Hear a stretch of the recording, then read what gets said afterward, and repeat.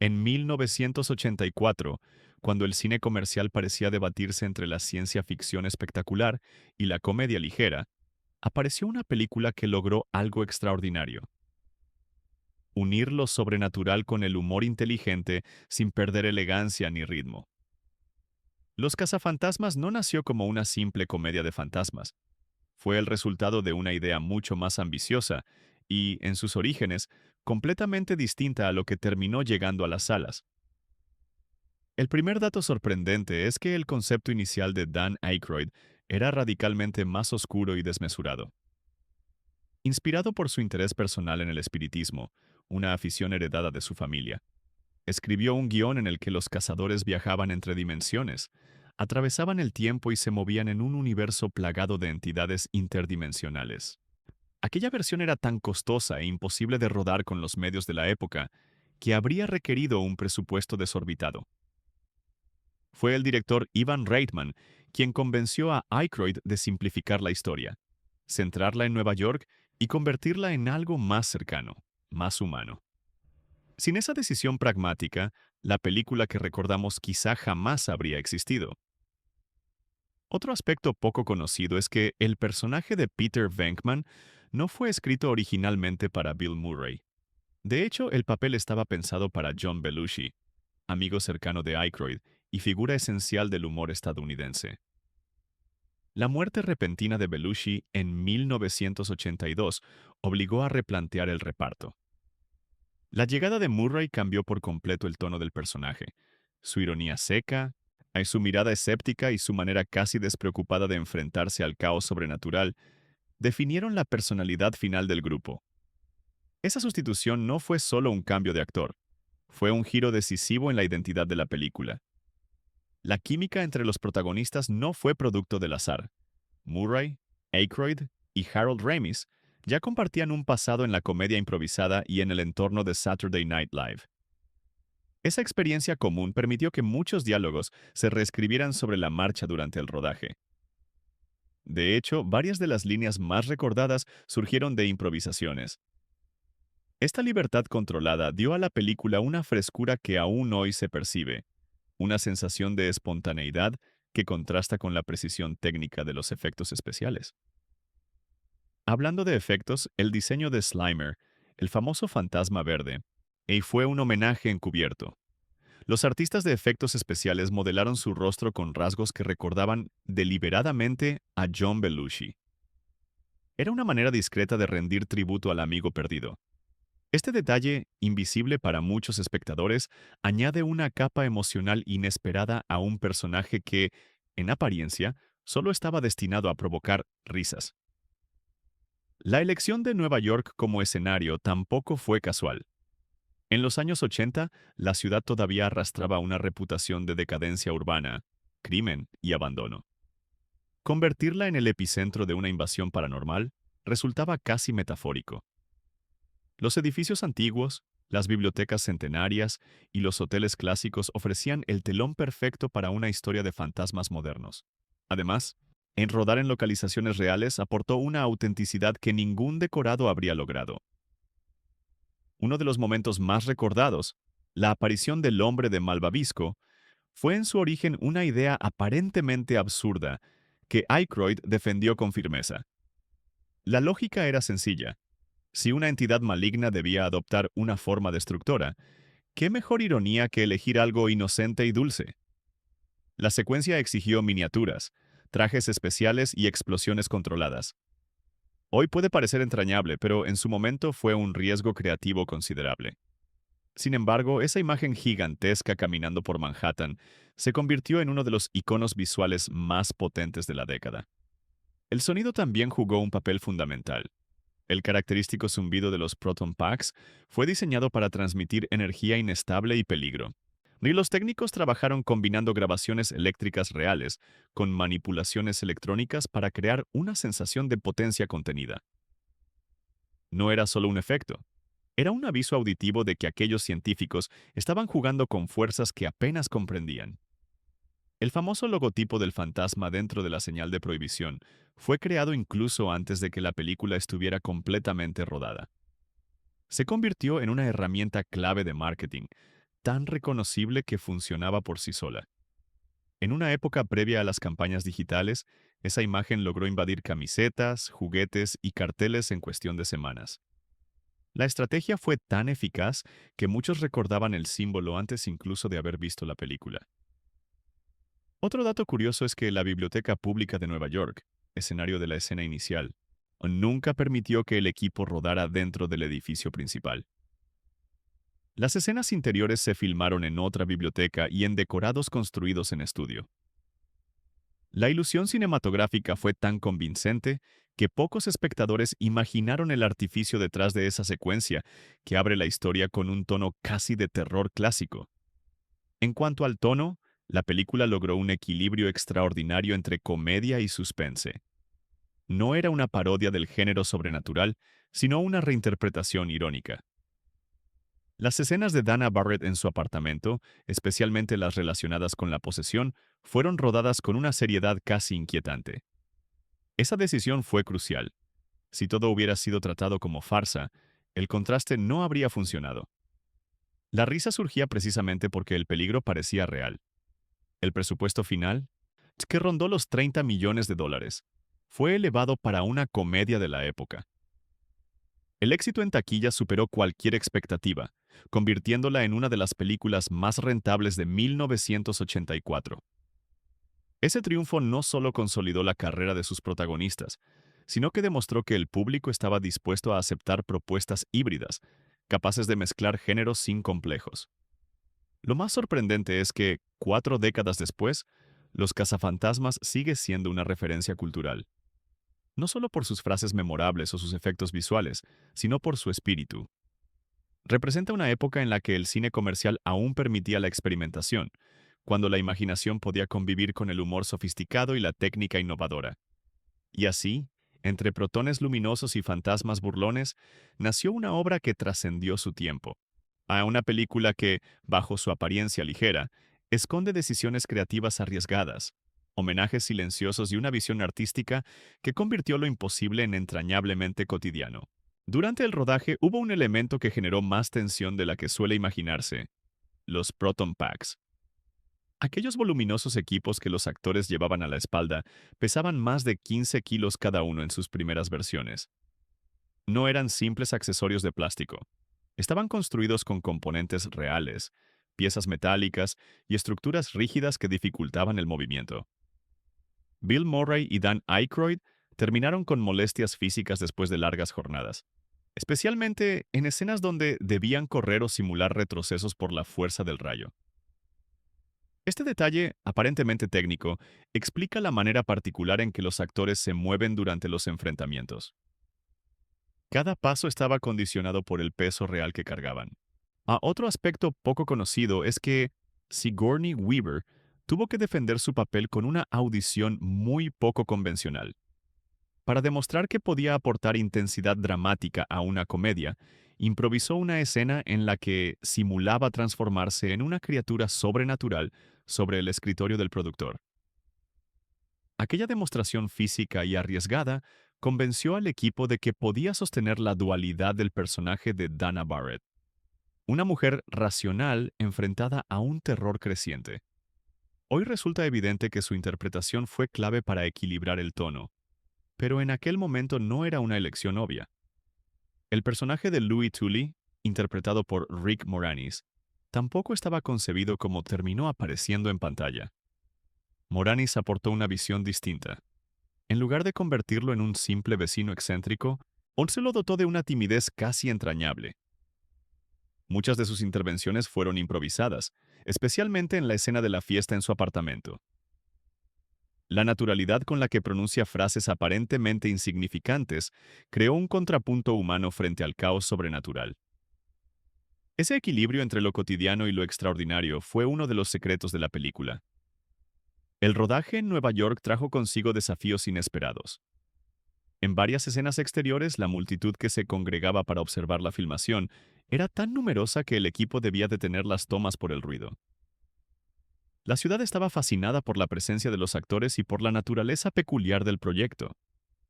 En cierto modo, la expectación popular anticipaba el fenómeno cultural en el que se convertiría la película. Uno de los efectos más complejos fue la animación de los fantasmas principales. En una época previa a la tecnología digital avanzada, los técnicos recurrieron a técnicas tradicionales como la animación óptica y la superposición de capas de luz. Cada aparición espectral requería múltiples exposiciones en laboratorio.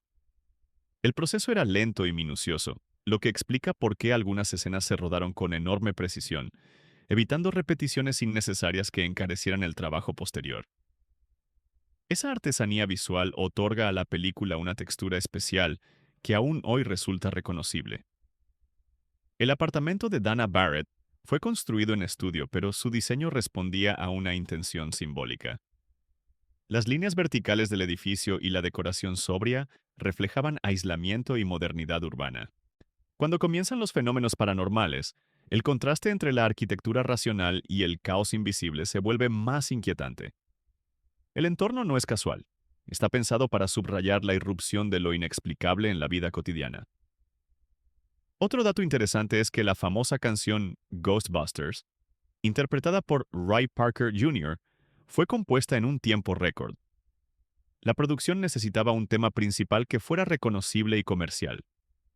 Parker recibió la película en una proyección privada y, en pocos días, presentó una melodía que combinaba ritmo pegadizo con una pregunta directa. Who you gonna call? La canción se convirtió en un fenómeno por derecho propio, reforzando el impacto del estreno. Más allá de su popularidad, demostró la importancia de la música como elemento narrativo y promocional. El cuartel general de los cazafantasmas, instalado en una antigua estación de bomberos, no fue una elección puramente estética. El edificio real, situado en Manhattan, conservaba un aire clásico que evocaba servicio público y comunidad. Convertirlo en base de operaciones para científicos excéntricos era una forma elegante de vincular tradición y modernidad. Además, la verticalidad del espacio permitió crear planos dinámicos que enriquecían la puesta en escena. El clímax en la azotea del rascacielos de Central Park West implicó una combinación compleja de decorados y miniaturas. El templo construido en la cima del edificio fue levantado parcialmente en estudio y completado con maquetas. La ilusión final es tan convincente que resulta difícil distinguir dónde termina la construcción real y dónde comienza el artificio cinematográfico. Este trabajo artesanal representa uno de los últimos grandes ejemplos de efectos prácticos antes de la revolución digital. También es significativo el modo en que la película retrata la burocracia a través del personaje de Walter Peck. Más que un simple antagonista, simboliza la desconfianza hacia lo desconocido y el exceso de regulación. En el contexto de los años 80, con debates sobre energía y tecnología en pleno auge, esta figura añadía una capa de comentario social. No era solo una comedia de fantasmas, era una historia sobre la tensión entre innovación y autoridad. Incluso los detalles más pequeños fueron meditados. El famoso detector de actividad paranormal, el PKE Meter, fue diseñado con piezas recicladas y componentes electrónicos reales. Su apariencia funcional contribuía a que el universo ficticio pareciera plausible, o cada objeto en pantalla tenía que convencer al espectador de que aquel equipo improvisado podía enfrentarse a fuerzas invisibles. La recepción crítica inicial fue variada, pero el público respondió con entusiasmo inmediato. Las salas se llenaron durante semanas, y la película permaneció en cartelera mucho más tiempo del previsto. El boca a boca jugó un papel fundamental. No era simplemente una película entretenida, era una experiencia compartida que invitaba a repetirla. Lo que hace que estos detalles sigan siendo relevantes hoy es que revelan una producción construida con ingenio, colaboración y riesgo creativo. No hubo fórmulas prefabricadas ni dependencia tecnológica excesiva.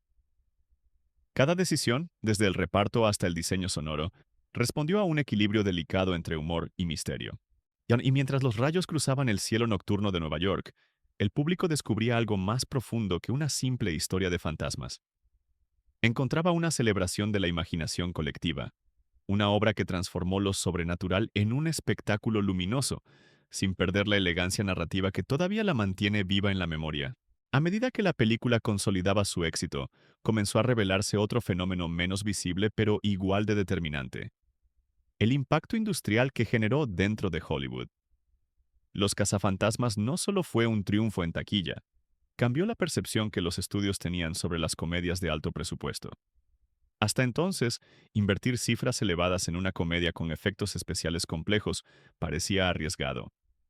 El resultado demostró que el humor podía convivir con la espectacularidad técnica sin perder sofisticación narrativa. Uno de los elementos más singulares fue la creación de la empresa de efectos especiales que participó en el proyecto.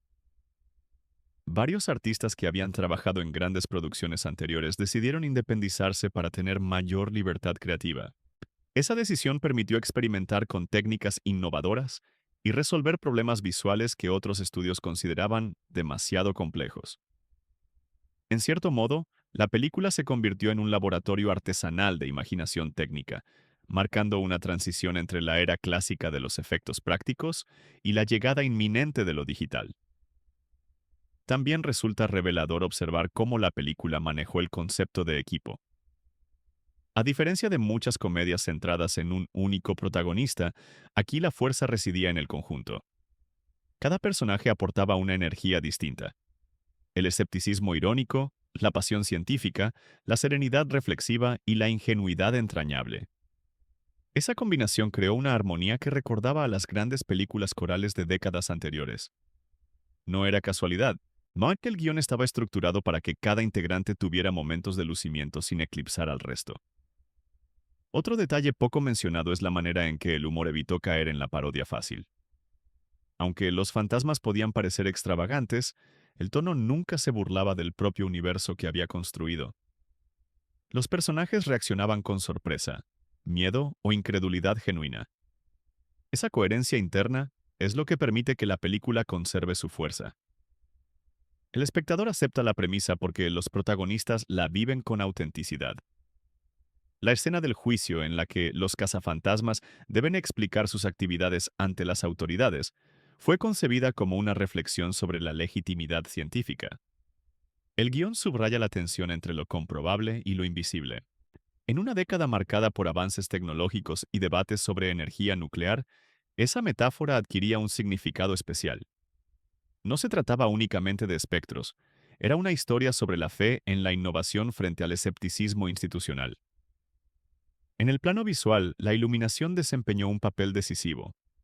Muchas escenas nocturnas fueron cuidadosamente diseñadas para que los rayos de protones resaltaran sobre el fondo urbano. La fotografía buscaba un contraste entre la oscuridad y los destellos luminosos, evocando una estética casi operística. Este tratamiento contribuyó a que la película tuviera una identidad visual reconocible, incluso en fragmentos breves. El diseño del antagonista final, Gozer, fue igualmente meditado. La figura andrógina, de rasgos estilizados y mirada imperturbable, rompía con la imagen tradicional del monstruo grotesco. En lugar de apostar por el exceso visual, se eligió una presencia casi minimalista, más inquietante que ruidosa. Esta decisión reforzó la idea de que el verdadero terror puede residir en lo inexpresivo, en lo aparentemente sereno. Otro dato curioso es que el rodaje coincidió con una etapa de transformación tecnológica en la industria del cine. Los métodos tradicionales de composición óptica empezaban a convivir con sistemas electrónicos emergentes. Los cazafantasmas se situó justo en ese punto intermedio. La película es hoy un testimonio de una era de transición, cuando la destreza manual aún era imprescindible para crear mundos imposibles. El fenómeno del merchandising alcanzó dimensiones inéditas. Juguetes, series animadas y a videojuegos y productos derivados ampliaron el universo más allá de la pantalla grande. Sin embargo, lo verdaderamente notable es que el espíritu original se mantuvo reconocible en todas esas adaptaciones. El humor y la estética iniciales sirvieron como cimiento para una franquicia duradera. El legado cultural también se manifestó en la manera en que la película redefinió el concepto de héroe. Los protagonistas no eran soldados ni atletas, eran científicos algo excéntricos, armados con ingenio y conocimiento. Esta representación resultó inspiradora para una generación que comenzaba a valorar la inteligencia técnica como forma de valentía. La idea de que la ciencia podía salvar el día, presentada con humor y humanidad, dejó una huella significativa. Incluso el final, con la ciudad celebrando bajo una lluvia de escombros y malvavisco derretido, simboliza algo más que una victoria sobre lo sobrenatural. Es la reconciliación entre lo extraordinario y lo cotidiano. La multitud observa con asombro, pero también con alivio. La amenaza ha sido contenida, no mediante la fuerza bruta, sino mediante cooperación y conocimiento. Con el paso de los años, los cazafantasmas han sobrevivido a cambios generacionales, nuevas tecnologías y reinterpretaciones. Su permanencia no se explica solo por la nostalgia. Se sostiene porque fue construida con convicción artística, equilibrio tonal y una comprensión profunda del ritmo narrativo. Cada escena responde a una intención clara. Cada personaje encarna una función dramática precisa. Hoy, al revisitarla, no vemos únicamente una comedia de los años 80. Observamos una obra que capturó el espíritu de su tiempo y lo transformó en un relato universal. Entre bibliotecas silenciosas, rascacielos iluminados y rayos cruzando la noche, la película nos recuerda que el cine puede ser al mismo tiempo espectáculo y elegancia, humor y misterio. Y mientras el eco de aquella pregunta sigue resonando en la memoria colectiva, comprendemos que el verdadero fantasma que habita en esta historia no es el que flota sobre Manhattan, sino el recuerdo luminoso de una época en la que la imaginación encontró su hogar en la gran pantalla.